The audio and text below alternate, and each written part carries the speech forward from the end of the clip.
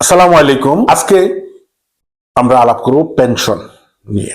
যারা এখানে দীর্ঘদিন কাজ করছেন, মিনিমাম 40 বছর আপনার কন্ট্রিবিউটি আছে, পুরুষ বা মহিলা 67 বছর বয়স হয়ে গেছে, তারা কনফিডেন্ট আপনারা পেনশনের দোমানা দিতে পারবেন। তার আগে আপনার আসবেন, ক্যালকুলেশন করবেন কত টাকা আপনার পেনশনে পান, আমরা আপনার হয়তো করে দেব, বা যে কোনো পাত্রত গিয়ে আপনারা করবেন। আপনারা আমাদের এই চ্যানেলে ইটালির সর্বাত্মক ইনফরমেশন পাবেন। যদি আপনার 20 বছর কন্ট্রিবিউটি হয় মিনিমাম, তাহলে আপনাকে পেনশনে যেতে হলে, বিশেষ করে আমরা বিদেশি যারা, কারণ আমরা তো আসলে যে বয়সে আসছি, মিনিমাম 71 বছর আপনাকে হতে হবে, 71।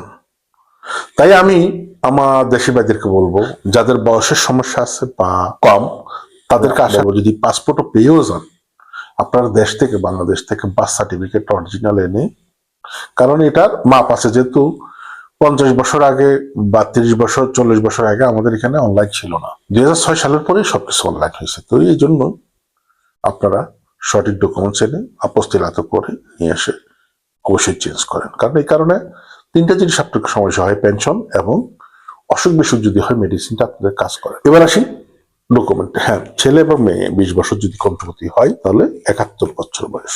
এবার আপনারা পেনশনের দোমানা দিতে কি কি ডকুমেন্টস আপনাদের লাগবে? কার্তা আইডেন্টিতা, কোডিসি পিসকালে পারমিসো, এবং আপনার ক্যালকুলেশন কত আপনার পাবেন করে আপনার অনলাইনে দোমানা দিবেন। যদি কোনো ডকুমেন্টসের প্রয়োজন হয়, আপনাকে জানাবে, আপনার পেনশন পেতে থাকবে সাথে কমতে পারে। তো মিনিমাম এই জিনিসগুলো আপনারা খেয়াল করবেন। আজকের মতো এখানে পরিসমাপ্তি। আল্লাহ হাফিজ।